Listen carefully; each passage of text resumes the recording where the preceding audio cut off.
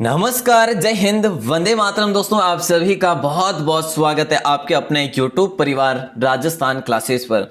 आइए दोस्तों, आज वनपाल और वनरक्षक के लिए सामान्य विज्ञान की प्रश्नोत्तरी को देखते हैं। और दोस्तों, आज जो ये सामान्य विज्ञान होने वाली, आपको ये देखना है कि आपके इनमें से कितने प्रश्न सही होते हैं। दोस्तों, मैं 50 क्वेश्चन देने वाला हूं, आपको सुपर फास्ट देने वाला हूं। आज केवल और केवल टेस्ट के माध्यम से दोस्तों देने वाला हूं ये, ठीक है, क्लास। तो आपको है जो बिल्कुल आंसर देना है और आपको काउंट करने की, आप साइंस में अगर ऐसे क्वेश्चन आ जाए तो आप इनमें से कितने क्वेश्चन आज तक आपको आ रहे थे। तो चलिए दोस्तों, बिना टाइम वेस्ट किए आज की क्लास को अपन करते हैं स्टार्ट। उससे पहले एक मोटिवेशन कोर्स दोस्तों, वैसे 2 लाइन ही है, ज्यादा नहीं है। वही शिखर पर होता है, वही शिखर पर पहुंचता है जिसके पास धैर्य और संयम होता है, जिसके पास धैर्य और संयम होता है। तो समझ जाइएगा दोस्तों, ये जो है दिल्ली की बात है। मैं आपको दिल्ली कहता हूं कि जिनके पास धैर्य है, संयम है, और वही जो है बिल्कुल हर मुसीबत को डटकर सामना कर सकता है, अन्यथा हारने वाले भी कम नहीं है ना। चलिए, तो बिल्कुल जो है दोस्तों आगे बढ़ते हैं और आज की क्लास का शुरुआत करते हैं। पहला प्रश्न मैं आपको आपकी स्क्रीन पे दे रहा हूं। धैर्य के साथ आपको आगे बढ़ना है दोस्तों, ठीक है। तो धैर्य के साथ पहला प्रश्न आपकी स्क्रीन पे कि इनमें से किसमें प्रोटीन की मात्रा सबसे अधिक पाई जाती है। देखिए दोस्तों, इनमें से किसमें जो है प्रोटीन की मात्रा सबसे अधिक पाई जाती है? दालों में, सब्जियों में, मूंगफली में, या फिर सोयाबीन में? तो राइट आंसर दोस्तों, इनमें से प्रोटीन की मात्रा सबसे अधिक पाई जाती है, वो पाई जाती है सोयाबीन में दोस्तों, ठीक है। तो डी ऑप्शन आपका करेक्ट आंसर हो जाएगा। यहां पर दोस्तों मैं आपका ज्यादा टाइम वेस्ट नहीं करूंगा, 2 बार क्वेश्चन पढ़ूंगा, ठीक है। और आपको मात्र जो है 4 या फिर 5 सेकंड में आंसर देना है। क्लियर? चलिए, अगला प्रश्न है, व्यापारिक शर्करा का जो उत्पादन होता है वो कहां से होता है? तो देखिए दोस्तों, इनमें से जो है व्यापारिक शर्करा का उत्पादन होता है, वो गन्ने के तने से होता है, या फिर मधुमक्खियों के शतों से होता है, या फिर जो है रासायनिक संश्लेषण से होता है, या फिर जो है उक्त सभी होगा। तो देखिए दोस्तों, व्यापारिक शर्करा का तो बिल्कुल आसान सा प्रश्न है ये। ए ऑप्शन को आप सभी लॉक कर देना। ये क्वेश्चन बहुत ही इंपॉर्टेंट है दोस्तों, इसको लॉक कर देना, ठीक है। इंपॉर्टेंट है दोस्तों, गन्ने के तनों से होता है, क्योंकि देखिए वनस्पति से संबंधित क्वेश्चन है, साइंस में भी पूछे जाते हैं, ठीक है। आइएगा अगला प्रश्न देखते हैं। अगले प्रश्न की बात करें तो फरूला पौधे के किस भाग से हींग प्राप्त की जाती है? तो देखिए दोस्तों, यहाँ पर यह प्रश्न क्या किया जा रहा है आपसे कि फरूला पौधे के किस भाग से हींग प्राप्त की जाती है? पर्ण से की जाती है, या फिर जो है जड़ से की जाती है, या तने से की जाती है? कहां से दोस्तों, कौन से ऑप्शन को अपन लॉक करें? चलिए सर, इसमें तो है जो जड़ हो जाएगा। चलिए तो दोस्तों अपन सी ऑप्शन को लॉक करते हैं। जड़ से है जो है फरूला पौधे के किस भाग से हींग प्राप्त की जाती है। अब ये चीज याद रखना कि हींग जो है कौन से पौधे से, तो दोस्तों फरूला पौधे से प्राप्त की जाती है। अच्छा, तो कहां से? जड़ से। दोस्तों यहाँ पर प्रश्न अगर है ना थोड़ा बहुत इधर उधर होना, तो आप समझ सकते हैं प्रश्न को। निम्न में से विटामिन सी का स्रोत जो है वो क्या है? तो देखिए दोस्तों, विटामिन सी का स्रोत आपको इसमें जो है बताना है। बहुत ही अच्छा क्वेश्चन है, इंपॉर्टेंट क्वेश्चन है। तो इसका राइट आंसर होगा वो क्या हो जाएगा? बहुत ही अच्छा क्वेश्चन है दोस्तों। विटामिन सी का स्रोत दोस्तों अपन लॉक करेंगे किसको? डी ऑप्शन को, कि आंवला विटामिन सी का स्रोत है। क्या है? आंवला है दोस्तों विटामिन सी का स्रोत। डी ऑप्शन हो जाएगा सही आंसर, ठीक है। अब देखिए दोस्तों, आपको याद होगा कि विटामिन सी में दोस्तों क्या होता है, इसकी कमी से कौन से रोग होते हैं दोस्तों? तो देखिए स्कर्वी होता है, ठीक है, मसूड़े का फूलना वगैरह, ये होते हैं विटामिन सी से, ठीक है। और दोस्तों वैसे कि अगर हम बात करें इसके लिए जो स्रोत है ना विटामिन सी का स्रोत, आंवला भी है, जैसे कि मैं आपसे बात करूं दोस्तों, जैसे कि मैं आपसे बात करूं संतरा भी है, ठीक है, नारंगी भी है दोस्तों, जैसे कि टमाटर भी है। ऐसे जो है आप ये भी याद रखने आपको, ठीक है। जैसे कि मिर्च है, खट्टे पदार्थ है दोस्तों, खट्टे पदार्थ है, ठीक है। तो आगे बढ़े और अगले प्रश्न को देखते दोस्तों। अगला जो प्रश्न है आपकी स्क्रीन पे कि भाई पुरुषों में पुरुषत्व की कमी होने पर उपचार प्रयुक्त होता है। उपचार में क्या प्रयुक्त होता है जब पुरुषों में पुरुषत्व की कमी होती है? तो उसमें उपचार में प्रयुक्त होता है, देखिए हल्दी या सफेद मूसली या फिर अदरक या आंवला। तो देखिए दोस्तों, इससे आसान क्या होगा? आपको लग रहा होगा सर इसमें हल्दी भी हो सकता है, लेकिन दोस्तों हल्दी नहीं होगा इसमें आपका सफ़ेद मूसली होगा दोस्तों, बी ऑप्शन, ठीक है। तो सफ़ेद मूसली जो है हो जाएगा राइट आंसर, सफ़ेद मूसली। क्लियर? अच्छा क्वेश्चन है दोस्तों, आगे बढ़ेंगे और अगले प्रश्न को देखेंगे। नंबर 6 में क्या है कि मलेरिया उपचार में प्रयुक्त कुनेन औषधि। देखिए दोस्तों, आपको ध्यान होगा कि जब मलेरिया देखिए पहले तो ये प्रश्न को लॉक करिए कि कुनेन औषधि किसके लिए होती है। कुनेन औषधि जो होती है ये मलेरिया के लिए होती है साहब, ठीक है। तो अब जो ये मलेरिया की औषधि है कुनेन, अब ये पौधे की जड़ से प्राप्त होती है या पौधे के पुष्प से या फिर पौधे की शाल से या फिर जो है पौधे के बीज से। तो सही आंसर जो होगा ना वो आपका सी ऑप्शन होगा यहाँ पर। क्लियर, पौधे की चाल से मलेरिया उपचार में जो है प्रयुक्त कुनेन औषधि प्राप्त होती है पौधे की चाल से। चलिए अगला प्रश्न नंबर 7। देखिए दोस्तों, निम्न में से कौन सा पादप तेल उत्पादक नहीं है। इनमें से जो है तेल उत्पादक नहीं करता दोस्तों। तो राइट आंसर दोस्तों क्या हो जाएगा, निम्न में से कौन सा पादप जो है तेल उत्पादक नहीं है। सोयाबीन है, नारियल भी है दोस्तों, कपास भी है। तो अरहर है जो डी ऑप्शन सही आंसर होगा आपका, ठीक है। क्या होगा, अरहर हो जाएगा। निम्न में से कौन सा पादप तेल उत्पादक नहीं है, अरहर होगा, ठीक है। तो अच्छा क्वेश्चन है, इसको भी आप लॉक कर दीजिएगा।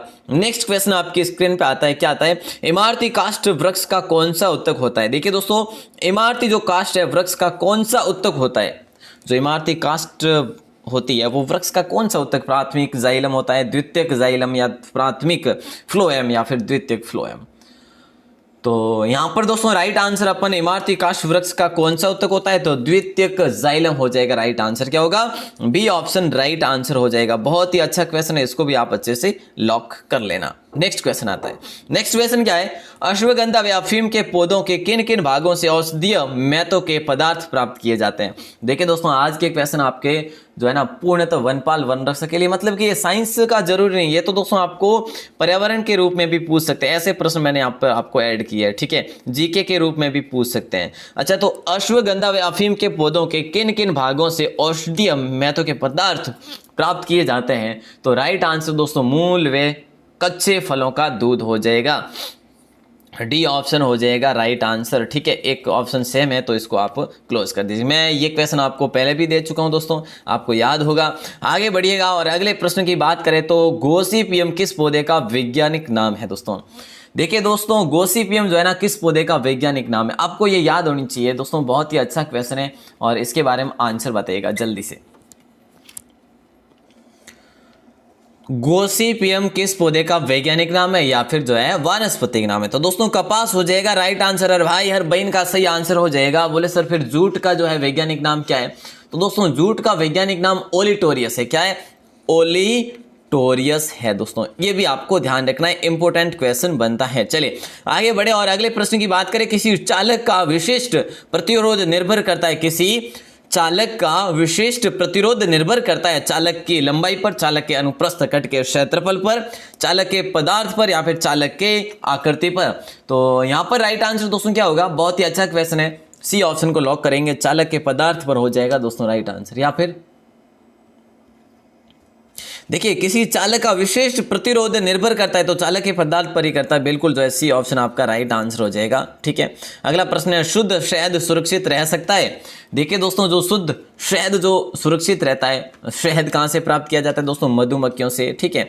और मधुमक्खियों के क्वेश्चन भी आपके आगे आने वाले, कौन सी मधुमक्खी क्या है और उसके घरों को, उसके शर्तों को। देखिए शुद्ध शहद सुरक्षित रह सकता है तो दोस्तों कुछ वर्षों तक या फिर हजारों वर्षों तक। यहाँ पर राइट आंसर दोस्तों डी ऑप्शन हो जाएगा।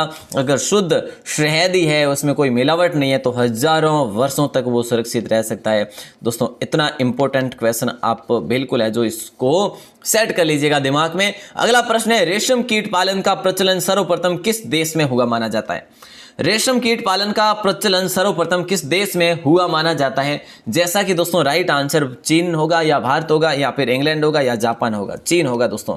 क्या होगा, चीन हो जाएगा। रेशम कीट पालन का प्रचलन सर्वप्रथम जो है ना जहां से शुरू हुआ वो चीन से हुआ दोस्तों, ठीक है। ऐसा जो है माना जाता है। मोस्ट इंपोर्टेंट क्वेश्चन है दोस्तों। आगे बढ़ेंगे और अगले प्रश्न को देखेंगे। मछली पालन से प्रमुख रूप से क्या प्राप्त किया जाता है। देखिए दोस्तों, मछली पालन किया जाता है, ठीक है, और मुख्यतः अजमेर में दोस्तों, राजस्थान के मुख्यतः अजमेर में किया जाता है, ठीक है। राजस्थान की बात करें तो देखिए मछली पालन से प्रमुख रूप से क्या प्राप्त किया जाता है, जैसे कि भोजन, औषधियाँ, प्रसाधन या उर्वरक। तो आसान सा क्वेश्चन है, आसान सा क्वेश्चन है, right answer upon A option कर ही लेंगे दोस्तों। भोजन के रूप में प्राप्त किया जाता है इसे, तो है ना। चलिए, तो अच्छा क्वेश्चन है, ए ऑप्शन लॉक कर दीजिएगा। और मछली मंडी दोस्तों अजमेर में आपको याद होना चाहिए। अगला प्रश्न, किससे विटामिन युक्त तेल प्राप्त होता है दोस्तों? देखिए, किससे जो है, कुक्कुट से, मछली से, गाय से या मधुमक्खी से, किससे विटामिन युक्त तेल प्राप्त होता है दोस्तों? ये आपको याद रखना है। बहुत ही अच्छा क्वेश्चन है सर, इसमें तो जो है मछली से हो जाएगा। चलिए साहब, मछली को लॉक करते हैं। किसमें विटामिन युक्त तेल प्राप्त होता है? तो दोस्तों बी ऑप्शन राइट आंसर हो जाएगा। ठीक है, कौन से ऑप्शन को लॉक करेंगे? बी ऑप्शन को।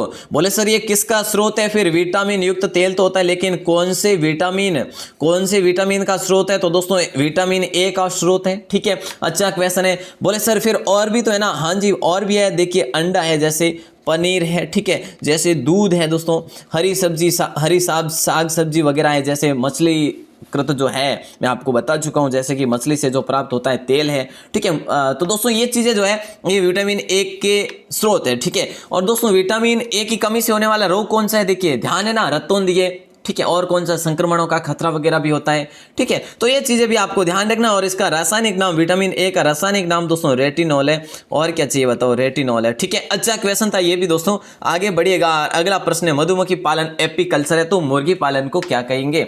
सबसे आसान, आज की क्लास का सबसे आसान क्वेश्चन आपकी स्क्रीन पे, सबसे आसान आज के टेस्ट का। देखिए, मधुमक्खी पालन को एपीकल्चर कहते हैं। फिर मुर्गी पालन को क्या कहेंगे? भाई साहब, एंटोमोलॉजी नहीं, एनिमल कल्चर नहीं कहेंगे, पोल्ट्री कह लेंगे। सभी का राइट आंसर होगा, यहाँ पे कोई गलत नहीं करेंगे भाई बहन, है ना। चलिए, अगला प्रश्न है, दीमक, तितली, मक्खियों आदि के अध्ययन को क्या कहते हैं? देखिए दोस्तों, तितली हो गई, दीमक हो गए, मक्खियां हो गई, इसके अध्ययन को हम क्या कहेंगे? आर्थियोनोलॉजी, देखिए आर्निथोलॉजी, एपिकल्चर, एंटीरोलॉजी या फिर एंटोमोलॉजी। बहुत ही अच्छा क्वेश्चन है दोस्तों, बहुत बहुत अच्छा क्वेश्चन है। इसमें अपन कौन से ऑप्शन को लॉक करें दोस्तों? जल्दी से आंसर बताइएगा, फिर अपन आगे बढ़ते हैं। देखिए, ए ऑप्शन को लॉक कर दीजिएगा। सभी भाई बहन ए ऑप्शन को लॉक करेंगे। सर ये तो जो है बहुत ही अच्छा क्वेश्चन है, इसको अपन लॉक कर देते हैं। ठीक है, आगे बढ़े और अगले प्रश्न की बात करें दोस्तों, तो बिल्कुल जो है अगला प्रश्न देखेंगे, लेकिन उससे पहले ए ऑप्शन को लॉक कर देना। दीमक, तितली, मक्खियों के अध्ययन को एंटोमोलॉजी कहते हैं। चलिए, अगला प्रश्न आता है कि निम्न में से असत्य, इस प्रकार से अपन जो है क्लियर कर लेंगे दोस्तों। ठीक है, तो बोले सर यहाँ पर राइट आंसर क्या होगा? देखिए, निम्न में से असत्य जो है वो क्या है? देखिए, मधुमक्खी पालन को अपन एपीकल्चर कहते हैं, बिल्कुल ये अभी अभी क्लियर हो गया। ठीक है, रेशम कीट पालन को सेरीकल्चर कहते हैं क्या दोस्तों? और मत्स्य पालन को दोस्तों पिची कल्चर कहते हैं या नहीं? और फलों के अध्ययन को एक्वा कल्चर कहते हैं या नहीं? देखिए दोस्तों, यहाँ पर आपका असुमिलित या फिर असत्य है ना, वो डी ऑप्शन है। रेशम कीट को सेरिकल्चर कहते हैं और मत्स्य पालन को पिची कल्चर कहते हैं। और दोस्तों फलों के अध्ययन को एक्वा कल्चर नहीं कहते, तो क्या कहते हैं? तो दोस्तों पोमोलॉजी कहते हैं दोस्तों। क्या? पोमोलॉजी कहते हैं। तो याद रखना, फलों के अध्ययन को पोमोलॉजी कहा जाता है, फलों के अध्ययन को पोमोलॉजी कहा जाता है। मोस्ट इंपोर्टेंट क्वेश्चन है। आइएगा, अगला प्रश्न देखते हैं। रेशम कीट किस पौधे की पत्तियों पर रहता है? देखिए दोस्तों, सबसे आसान क्वेश्चन है आपकी स्क्रीन पे कि रेशम कीट जो है किस पौधे की पत्तियों पर रहता है? शहतूत की पत्तियों पर, या फिर पीपल की पत्तियों पर, या बरगद की पत्तियों पर, बेरी की पत्ती पर। देखिए दोस्तों, कितना आसान प्रश्न आपसे पूछा जा रहा है, कितना आसान प्रश्न आपसे पूछा जा रहा है। तो लॉक करेंगे भाई साहब ए ऑप्शन को, है ना। चलिए आगे बढ़े, अगले प्रश्न की बात करें। निम्न में से असत्य आपको बताना है। देखिए दोस्तों, यहां पर भी आपको असत्य बताना है। ठीक है, समझ रहे ना मेरी बात को? तो असत्य की बात करें तो दोस्तों निम्न में से असत्य, देखिए एंटोमोलॉजी अपने पढ़ लिया कि भाई साहब कीटों का अध्ययन, जैसे दीमक है, तितली है, मकड़ी है, उसमें एंटोमोलॉजी आ जाता है। क्लियर? मिर्मिकोलॉजी में दोस्तों सीटियों का अध्ययन किया जाता है। ये भी जो है अच्छा क्वेश्चन है, इसको भी आप लॉक कर देना। मतलब क्वेश्चन बन रहे डायरेक्टली आपके ऑप्शन में भी। और कार्सिनोलॉजी दोस्तों केकड़ों का अध्ययन होता है और बिल्कुल जो है हो भी रहा है। क्लियर? अच्छा, एंथोलॉजी दोस्तों मकड़ियों का अध्ययन नहीं होता इसमें। ठीक है, तो दोस्तों मकड़ियों के अध्ययन को तो अपन कहते हैं, मकड़ियों के अध्ययन को अपन क्या कहते हैं दोस्तों? एरेकनोलॉजी कहते हैं। एरेकनोलॉजी, ठीक है, नोलॉजी कहते हैं दोस्तों मकड़ियों के अध्ययन को। ठीक है, बोले सर ये एंथोलॉजी कैसे कहा जाता है? फिर दोस्तों एंथोलॉजी की मैं बात करूं तो ये पुष्पों के अध्ययन को कहा जाता है। क्या? पुष्पों के अध्ययन को एंथोलॉजी कहा जाता है दोस्तों। और मकड़ियों के अध्ययन को एरेकनोलॉजी कहा जाता है। बाकी जो है 5 क्वेश्चन आपके यहाँ पर क्लियर हुए हैं। उम्मीद करूंगा कि आप जो है अच्छे से पढ़ रहे हैं, ध्यान देकर। अगला प्रश्न है, फर्न जो है ये क्या है? देखिए दोस्तों, फर्न जो है ना, ये है क्या? ब्रायोफाइटा या फिर टेरिडोफाइटा या स्पर्मेटोफाइटा या फिर जो है उक्त में से कोई नहीं। तो फर्न जो है ना ये टेरिडोफाइटा दोस्तों, क्या है, टेरिडोफाइटा। बी ऑप्शन को लॉक करिएगा। नेक्स्ट क्वेश्चन की और बढ़ेंगे। आइए अगला प्रश्न, इनमें से सजावटी पौधा जो है इनमें से कौन सा होगा। देखिए दोस्तों काफी प्रश्न आपके लिए जो है प्राचीन मतलब कि पुराने क्वेश्चन है, ओल्ड क्वेश्चन जो कि मैं आपको करवा भी चुका हूं। निम्न में से सजावटी पौधा दोस्तों कौन सा है। बोनसाई है, कैक्टस है, संकुलेट है या फिर सकुलेंट है या फिर उपरोक्त सभी है। तो सजावटी पौधे की बात करें तो उपरोक्त सभी हो जाएगा दोस्तों। डी ऑप्शन को लॉक करिएगा। अच्छा क्वेश्चन है, लॉक कौन से को करेंगे, डी ऑप्शन को करेंगे। अगला प्रश्न आता है, देखिए पचा हुआ भोजन किसकी दीवार द्वारा अवशोषित किया जाता है। जल्दी आंसर दीजिएगा कि पचा हुआ जो भोजन होता है वो किसकी दीवार द्वारा अवशोषित किया जाता है। तो देखिए बक्कल केविटी के द्वारा, जठर या फिर गुद्दा या फिर इलियम, मतलब कि किसकी दीवार दोस्तों, इलियम दीवार द्वारा। ठीक है, कौन सी दीवार, इलियम दीवार द्वारा। डी ऑप्शन को आप करेंगे लॉक। ठीक है, पचा हुआ भोजन किसकी दीवार द्वारा अवशोषित किया जाता, तो इलियम दीवार द्वारा। दोस्तों 10वीं में ये तो अपन पढ़ के आए हैं ना। कोई कोई ऐसे क्वेश्चन भी है बहुत ही आसान है ना। चलिए अगला प्रश्न आता है कि मनुष्य के आमाशय में मानव शरीर में पाचन के लिए कौन सी सहायक ग्रंथि उपस्थित होती है। पढ़ लिया क्वेश्चन को अच्छे से। तो इसमें दोस्तों राइट आंसर किसको करेंगे अपन। अच्छा क्वेश्चन है, बक्कल केविटी में या जठर या यकृत या ब्रैंकियाज में। तो जठर होगा दोस्तों, राइट आंसर क्या होगा, जठर होगा। बी ऑप्शन में आपको सामान्य विज्ञान की दोस्तों एक क्लास दे चुका हूं, उसमें मैंने ये चीजें बिल्कुल बताई है अच्छे तरीके से। ठीक है, तो इसको आप अच्छे से लॉक कर देना। नेक्स्ट क्वेश्चन देखते हूं दोस्तों। और नेक्स्ट क्वेश्चन की बात करें, आपको दिखाता हूं। देखिए कार्बोहाइड्रेट, प्रोटीन व वसा का पूर्ण पाचन कहाँ होता है। देखिए दोस्तों जो कार्बोहाइड्रेट होता है और प्रोटीन भी होता है और वसा का पूर्ण जो पाचन होता है वो देखिए कहाँ पर होता है, ये आपको बताना है। बहुत ही अच्छा क्वेश्चन है दोस्तों। इसकी अगर बात करें तो राइट आंसर आपका होता है छोटी आंत दोस्तों। क्या हो जाएगा, छोटी आंत हो जाएगा दोस्तों। अच्छा क्वेश्चन है, इसको आप लॉक कर देना। ठीक है, और दोस्तों आगे बढ़े और अगले प्रश्न की अगर बात करें तो अगला प्रश्न आपकी स्क्रीन पे आ ही जाता है। अगला प्रश्न क्या था, देखिएगा ध्यान से देखिएगा दोस्तों कि अगला प्रश्न ये है, वृक्क की संरचना एवं कार्यात्मक इकाई जो है वो कौन सी है। वृक्क की संरचना एवं कार्यात्मक इकाई जो है न्यूरॉन है या कोशिका या फिर जाइगोट है या फिर जो है नेफ्रॉन होगा। देखिए दोस्तों बहुत ही इंपॉर्टेंट है, यहां पर राइट आंसर क्या हो जाएगा,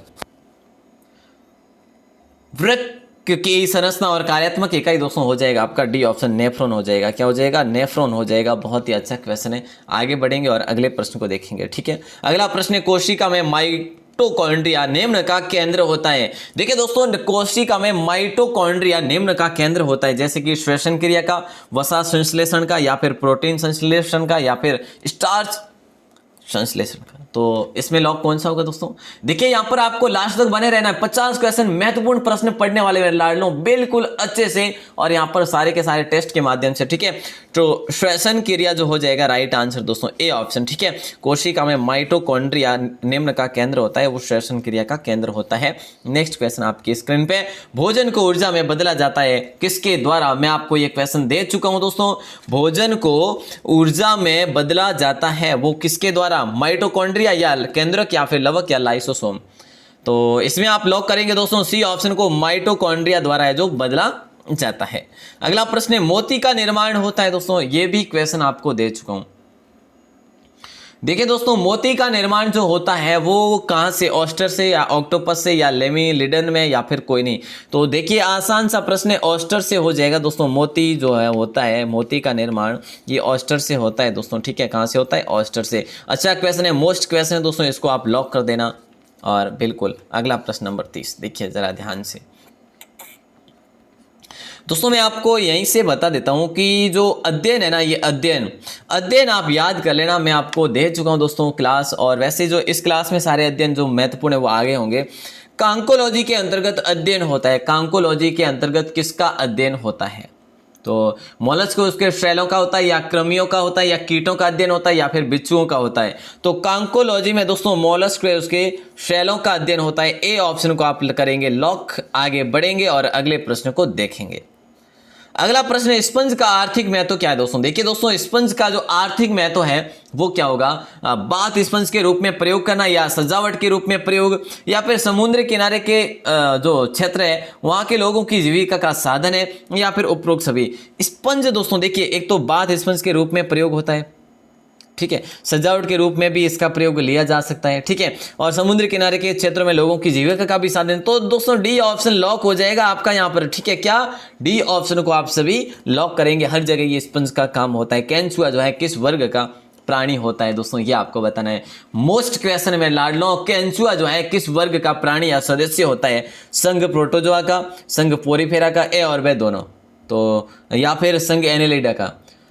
तो देखिए दोस्तों, अपन लॉक करेंगे डी ऑप्शन को, संघ एनेलिडा का जो है ये क्या है, ये प्राणी है दोस्तों, संघ एनेलिडा के श्रेणी में ये आता है। क्लियर। अगला प्रश्न नंबर 33, ध्यान देंगे, वर्मी कंपोस्ट खाद का निर्माण किससे किया जाता है। तो देखिए दोस्तों, यहाँ पर प्रश्न आपसे ये पूछा जा रहा है, प्रश्न एक बार ध्यान देंगे दोस्तों। जैसे कि अगर हम बात करें जो संघ एनेलिडा होता है ना, मैंने आपसे अभी बताया संघ एनेलिडा, ये दोस्तों इसमें देखिए अगर हम बात करें ना, इसमें और भी उदाहरण है, जैसे कि एक केंचुए के साथ साथ जोंक का भी उदाहरण है, ठीक है, एक नेरिस का भी उदाहरण है दोस्तों। नेरिस ये प्राणी जो है ये एनेलिडा के अंतर्गत आते हैं। और दोस्तों आपको याद होगा कि केंचुए के अंदर है जो है ना 4 जोड़ी हृदय होते हैं, ठीक है, और केंचुए दोस्तों नेत्र नहीं होते हैं, ठीक है, नेत्र नहीं होते हैं, और ये चीज़ आपको अच्छे से ध्यान रखना है।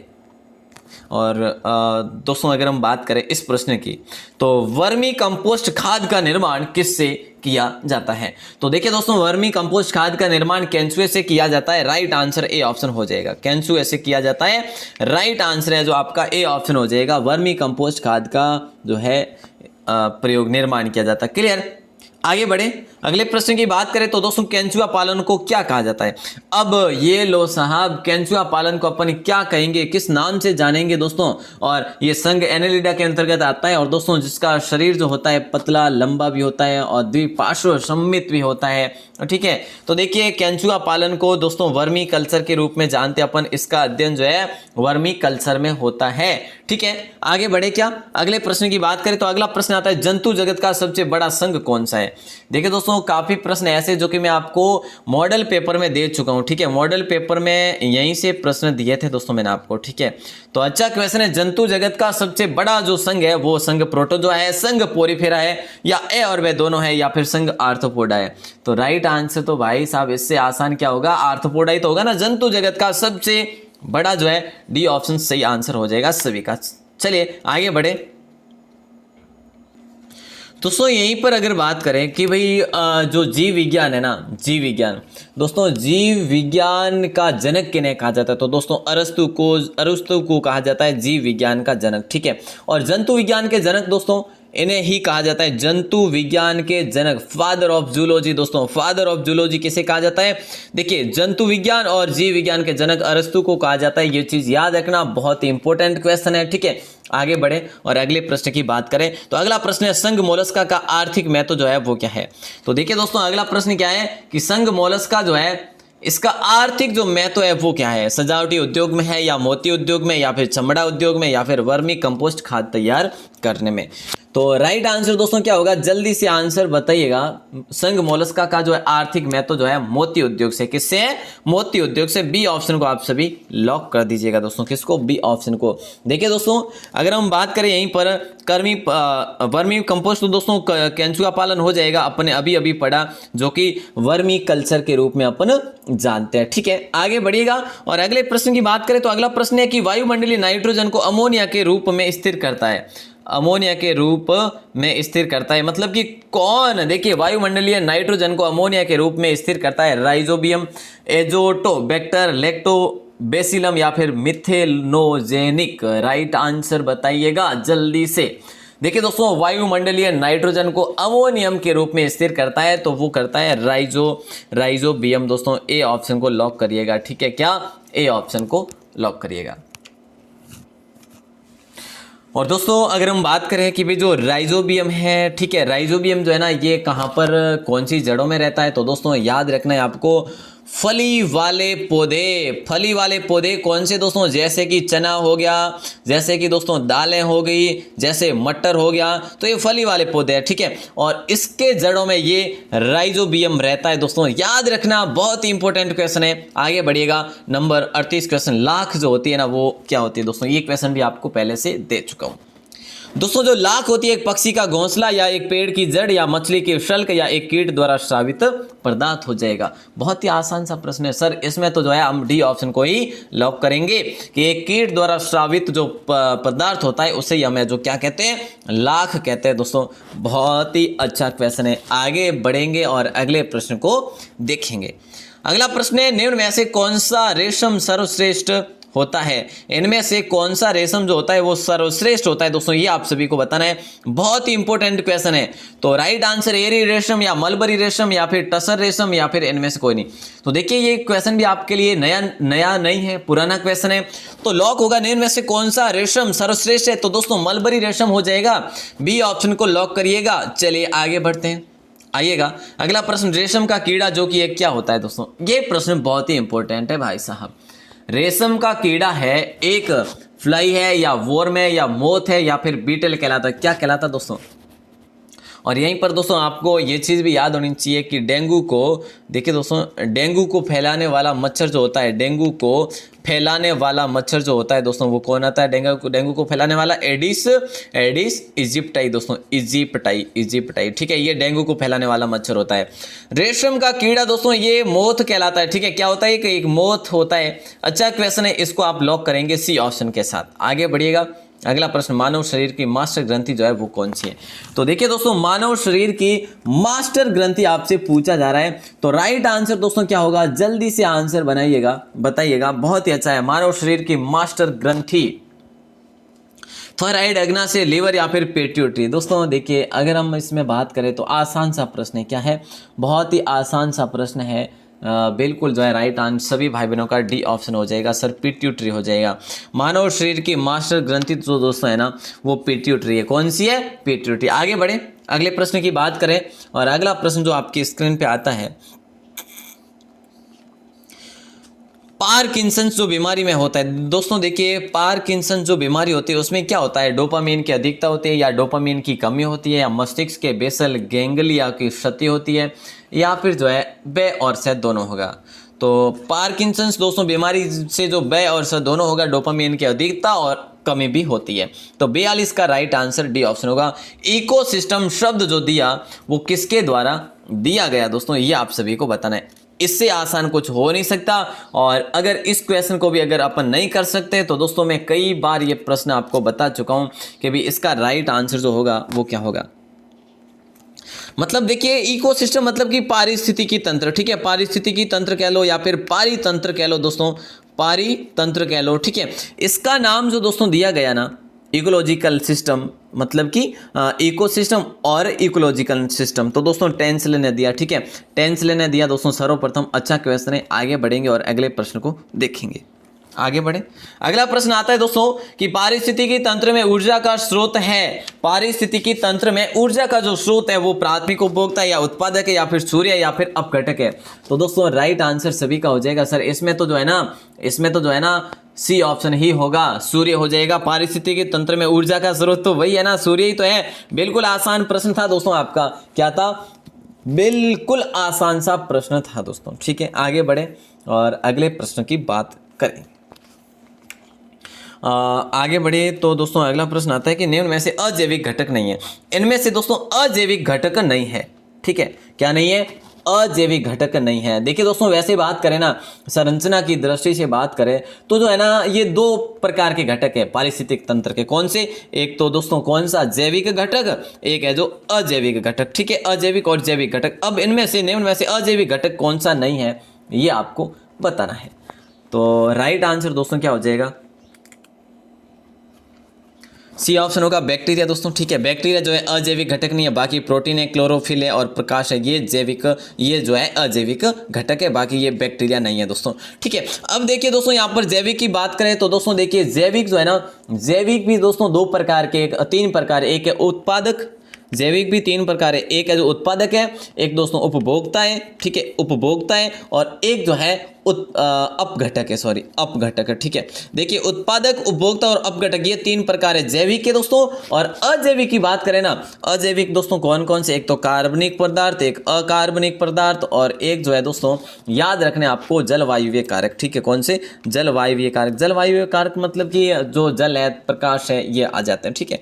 तो ये चीजें आप ध्यान रखेंगे। नंबर 46 क्वेश्चन, पारिस्थितिकी तंत्र में जीवों के खाने और खाए जाने की पुनरावृत्ति की श्रृंखला क्या कहलाती है? इससे आसान कुछ हो सकता है क्या? इससे आसान क्या होगा कि पारिस्थितिकी तंत्र में जीवों के खाने और खाए जाने की पुनरावृत्ति मतलब एक दूसरे पर निर्भर रहते हैं। ये खाद्य श्रृंखला होती है दोस्तों, खाद्य श्रृंखला, ठीक है। तो बी ऑप्शन राइट आंसर हो ही जाएगा। तो दोस्तों ये जो है ना, ये एक दूसरे पर निर्भर रहते हैं। क्या करते हैं? पारिस्थितिक तंत्र में यही है कि पारिस्थितिकी तंत्र जो है एक दूसरे पर निर्भर करता है। अच्छा दोस्तों एक चीज और, पारिस्थितिकी विज्ञान केंद्र कहां पर, मैं ला लो, पारिस्थितिकी विज्ञान केंद्र कहां पर है? तो दोस्तों ये चीज याद रखना, ये चीज जो है बेंगलुरु में स्थित है दोस्तों, ठीक है। पारिस्थितिकी विज्ञान केंद्र है ना, ये बेंगलुरु में स्थित है। बहुत ही अच्छा क्वेश्चन है, आगे बढ़िएगा। नंबर 47 प्रश्न आपकी स्क्रीन पे। एटोनियन पिरामिड की अवधारणा किसने प्रस्तुत की थी दोस्तों? एल्टोनियम पिरामिड की अवधारणा किसके द्वारा प्रस्तुत की गई? तो राइट आंसर दोस्तों अपन लॉक करेंगे चार्ल्स एल्टन को, ठीक है। चार्ल्स ऐसे लिखा जाएगा दोस्तों, ठीक है। तो चार्ल्स एल्टन है जो बिल्कुल सही आंसर हो जाएगा। आगे बढ़े, अगला प्रश्न आता है कि ऊर्जा के पिरामिड होते हैं दोस्तों, ऊर्जा के जो पिरामिड होते हैं ना, ऊर्जा के पिरामिड जो होते हैं दोस्तों, ये सदैव सीधे होते हैं या सदैव उल्टे होते हैं, या कभी सीधे कभी उल्टे, या फिर इनमें से जो है कोई नहीं होगा। तो देखिए दोस्तों अगर हम बात करें ना ऊर्जा के पिरामिड, तो सदैव सीधे ही होते हैं। ए ऑप्शन ही आपका राइट आंसर हो जाएगा। क्या हो जाएगा? ए ऑप्शन को आप सभी लॉक कर देंगे। आइएगा अगला प्रश्न देखते हैं दोस्तों। देखिए दोस्तों यहाँ पर मैंने जैसा कि आपको बताया कि जो पारिस्थितिक विज्ञान केंद्र है बेंगलुरु में, ठीक है। और दोस्तों पर्यावरण शिक्षा केंद्र कहाँ पर है? पर्यावरण शिक्षा केंद्र, तो दोस्तों ये चीज़ भी याद रखना, पर्यावरण शिक्षा केंद्र जो है ना, ये आपको याद रखना है। ये दोस्तों अहमदाबाद में, कहाँ पर है? अहमदाबाद में। अहमदाबाद कहाँ पर, ये तो सभी को पता ही है, ठीक है। तो दोस्तों ये चीज़ भी ध्यान रखना, अच्छा क्वेश्चन है ना। और दोस्तों एक चीज़ और बता दूं यहाँ पे आपको, एक है कि खनन पर्यावरण केंद्र दोस्तों, खनन पर्यावरण केंद्र दोस्तों ये कहाँ पर है? ये धनबाद में है दोस्तों। और धनबाद को किस नाम से जानते हैं, ये क्वेश्चन आपको बताना दोस्तों। धनबाद जो है कहाँ पर है और इसको किस नाम से जानते हैं, और यहाँ पर खनन पर्यावरण केंद्र है दोस्तों। ये क्वेश्चन मैं आपको लास्ट में करने वाला हूँ, ठीक है। पारिस्थितिकी तंत्र में ऊर्जा का प्रवाह होता है, पारिस्थितिकी तंत्र में ऊर्जा का प्रवाह एक दिवसीय होता है, या फिर द्विदिवसीय होता है, या फिर बहुदिवसीय होता है, या फिर जो है इनमें से उपरोक्त सभी होगा। तो राइट आंसर एक दिवसीय होगा दोस्तों, एक दिवसीय हो जाएगा। पारिस्थितिक तंत्र में ऊर्जा का जो प्रवाह होता है वो एक दिवसीय होता है, ठीक है। आगे बढ़े और अगले प्रश्न को देखें। लास्ट क्वेश्चन दोस्तों आज की लाइव का, आज की स्क्रीन का। उम्मीद करूंगा आपने इस सुपर फास्ट में भाग लिया दोस्तों। वैसे सुपर फास्ट की बात करें तो इतना भी सुपर फास्ट नहीं हुआ, क्योंकि मैंने एडवांस भी बताया, साथ में थोड़ा सा समय लगा, उसके लिए क्षमा चाहता हूं। लेकिन दोस्तों देखिए प्रश्न बड़े इंपॉर्टेंट थे। जल चक्र से संबंधित क्रिया है, जल चक्र से संबंधित जो क्रिया है इनमें से कौन सी हो जाएगी? वाष्पन है, संघनन है, अवक्षेपण है, या फिर उपरोक्त सभी। इससे आसान क्या होगा मेरे लाडलो? इससे आसान क्या होगा? बहुत आसान प्रश्न है, उपरोक्त सभी राइट आंसर हो जाएगा, ठीक है। तो एक क्वेश्चन दोस्तों मैं आपको देने वाला हूं जिसका आंसर आपको बाहर बताना है, ठीक है। लेकिन उससे पहले बताइएगा कि आपको क्लास कैसे लगी दोस्तों, और क्लास को शेयर करें दोस्तों। देखिए जो आपको भागीदार बनना है शेयर करने में दोस्तों, शेयर करने में आपको भागीदारी निभानी है। मेरे हर भाई हर बहन से बिल्कुल हम्बल रिक्वेस्ट है कि आपको शेयर करना है आपकी क्लासेस को, और आपके और सदस्य को जोड़ना है दोस्तों। अपनी क्लासेस जो है राजस्थान क्लासेस आपके लिए जो है आप सभी को पता है 3 टाइम जो है क्लासेस देकर आपको जो है प्रोत्साहित करती है। तो दोस्तों बिल्कुल आपको अच्छा स्टडी मटेरियल और कंटेंट देते दोस्तों, कोई भी बिना किसी पैसे के, है ना।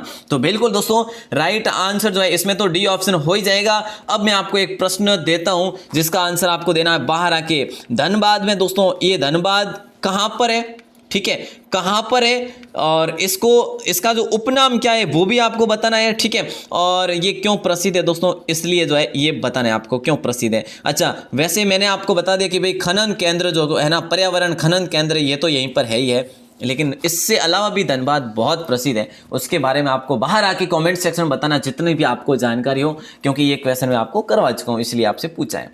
तो चलिए दोस्तों, आप सभी का बहुत बहुत आभार, धन्यवाद। उम्मीद करूंगा आपको क्लास अच्छी लगी होगी। क्लास अच्छी लगी हो तो लाइक वाइक कर लेना और शेयर जरूर करना, ठीक है। और दोस्तों, स्कोर कितना हुआ ये बताते जाना प्लीज़, स्कोर कितना हुआ आपका, ताकि मुझे पता चले कि सामान्य विज्ञान में अपन कुल कितने क्या है। तो ये दोस्तों टेस्ट जो है कभी कभी होगा, डेली नहीं होगा, क्योंकि ज़्यादा जीके के क्वेश्चन आते हैं और उसके बाद में सामान्य विज्ञान के क्वेश्चन आते हैं, ठीक है। उस हिसाब से अपन कोर्स अपना कंप्लीट जरूर कर लेंगे।